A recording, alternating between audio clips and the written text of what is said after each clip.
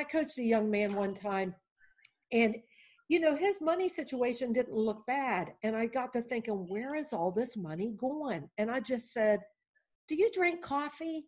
And he said, yeah. And I said, do you drink your coffee at home or what? He said, no, I drive through and get my venti or whatever it was on my way to work. I said, how often do you do that? He said, every day on my way to work. And I said, how many days a week do you work? Long story short, he was spending over $340 a month on this specialty coffee. No, I'm not against coffee. I am an avid coffee drinker myself. Love, love, love coffee. Love, love, love caffeine. But he decided, since he knew he was spending $340 a month, he didn't know it until we put it on paper. So sometimes it's the little things that we think aren't that big of a deal that actually are a very big deal, financially speaking. And so he decided, instead of doing that every day, he would do it every Friday, not every day. So, to answer your question, we can just make little tweaks in a budget that will make a huge difference in the long run. You think about that, $340 a month, that's over $3,500 in a year's time that young man was spending on coffee. So now, all right, we obviously have our older listeners that understand the word budget. But what are some other things that maybe someone between the ages of 20 to 25? I like how you said you gave him the suggestion of, or however he came up with it, is instead of maybe doing it 5 days a week, he just does it on Fridays. I like that because that's reasonable. It's not totally eliminating something that he loves out of his, daily routine, his routine. But what are some other things that maybe we can budget our younger audience between the ages of 20 or 25? Do you have any other examples that you can share with them? Certainly. Well, first of all, sometimes the younger generation, they like going to a gym. They like a gym membership. That's great. If you are going to pay for a gym membership, and sometimes they can be kind of expensive, make sure you go to the gym. In other words, if you're going to spend $300, $350 for a month or 3 months of a gym membership, then get yourself to that gym. Otherwise, you may as well just flush the money down the toilet, to be honest with you. Why pay for something and then you don't utilize it? Something else. Sometimes in this generation and the younger folks, it's so easy and convenient to spend $1 here, $3 there, $5 here, $5 there on apps on your phone or purchases, something so quickly, and it's mindless and you don't realize how much you're spending.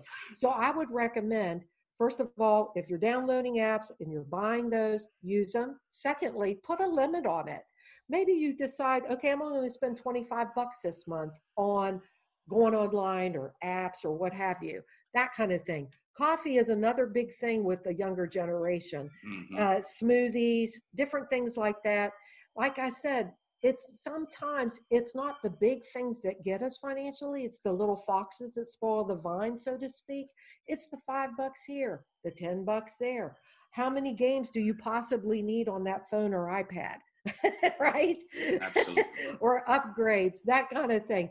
Just think about it before you're just quick to spend the money. Think before you spend. Am I really going to use this? Do I really need this? That's something else to ask. Is it a need or a want? Now, if it's a need, obviously you have to have it. But if it's a want, then you can decide, do I really want it? Do I really want to spend the money on it? Or can I wait? All right, that's good.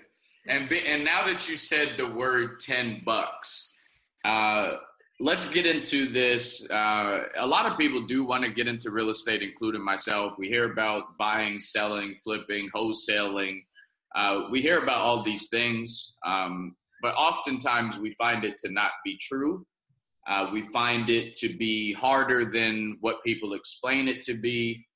And then therefore we just give up on it. So you have bought a property for as little as $10.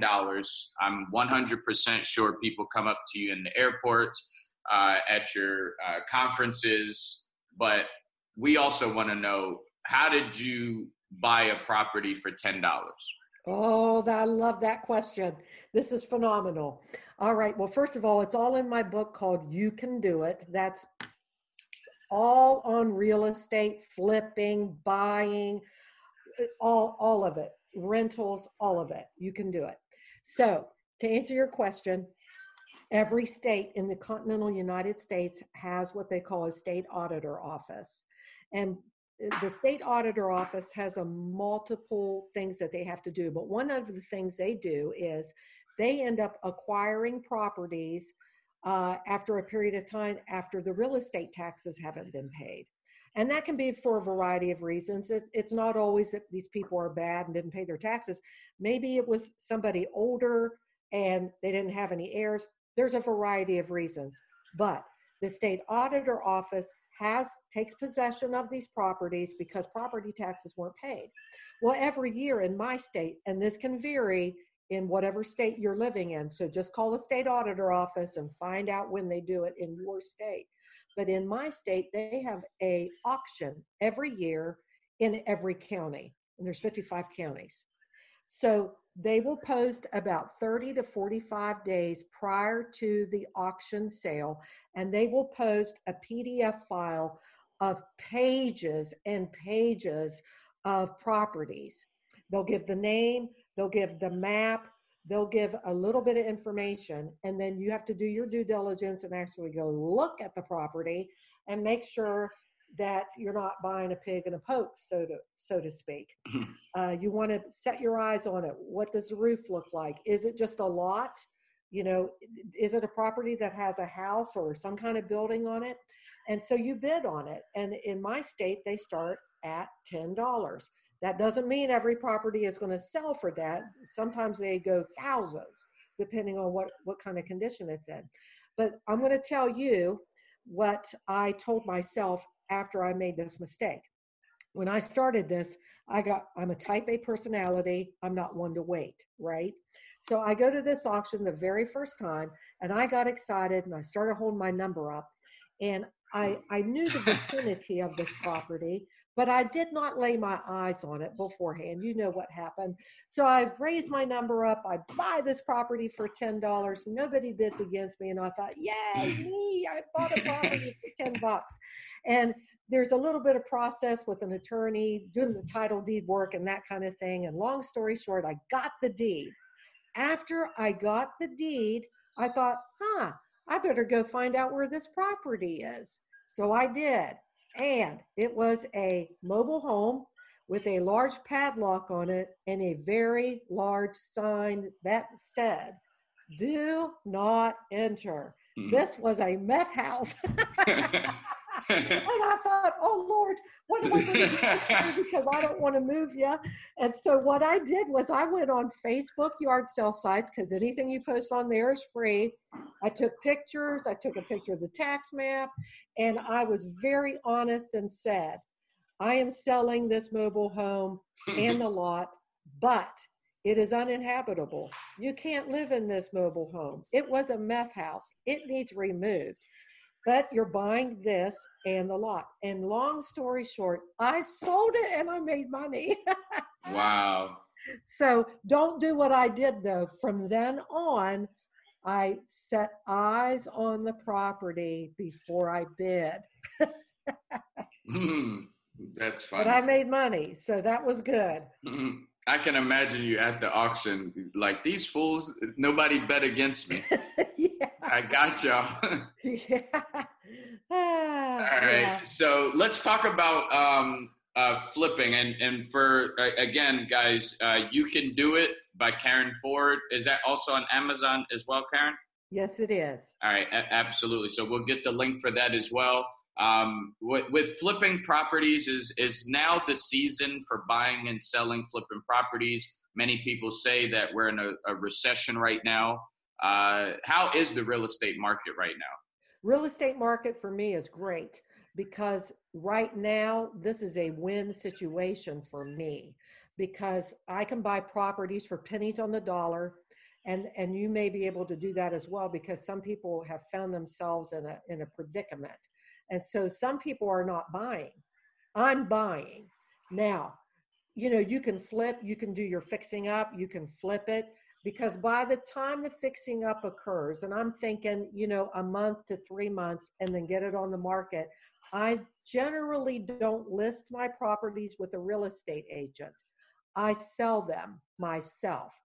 And so what I do is, I'm not going to pay a real estate agent for something I can do, number one. And number two, I fix it up to the point where I'm not putting granite countertops in these properties. The properties are upgraded, they're updated, they're fixed up. And I may end up putting several $1,000s into the property, but then I'm going to sell it.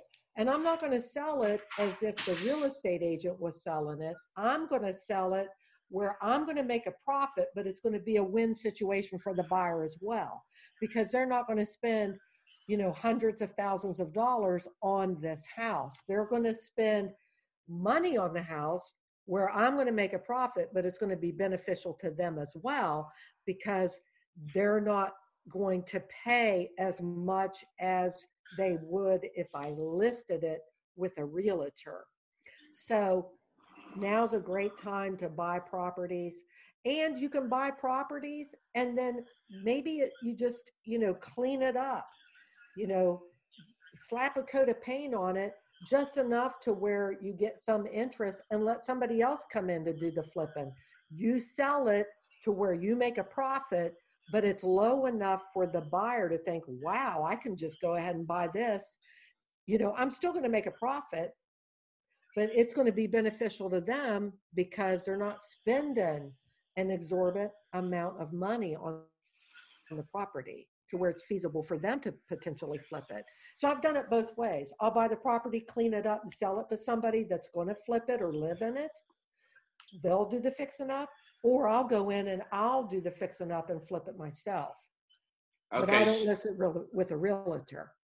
All right. So let's say someone is listening to this right now, and let's say they want to get into the real estate industry, and let's say they have. Is it possible for someone to come into the real estate and any area of the real estate industry with what's the least amount that you need? If you have $2,000, $5,000, I know you did it with $10, but that's probably very, very far and in between. That is.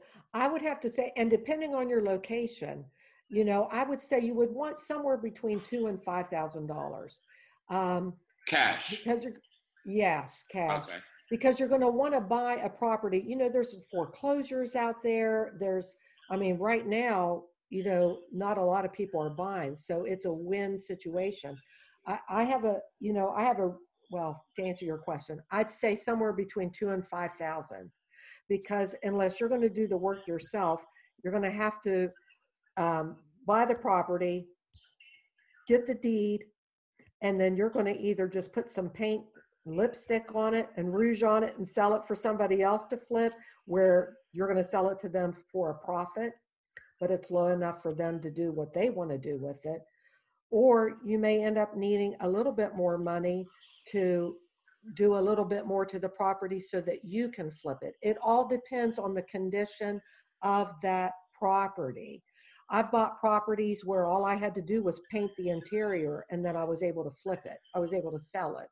Other properties, I had to gut the bathroom, I had to gut the kitchen, I had to take up all the flooring and put down new carpet. I've done, it depends on the condition of the property itself, and if you're going to flip it. And you go to the auction for all of these?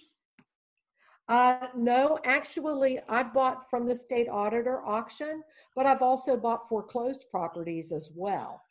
And right now, there is a website, hudhomestore.com. And if you go to hudhomestore.com, it shows you the continental United States. You can click on the state, and then you can actually type in the county name that you're looking, and it will list any foreclosed properties they have and what they're trying to sell it for.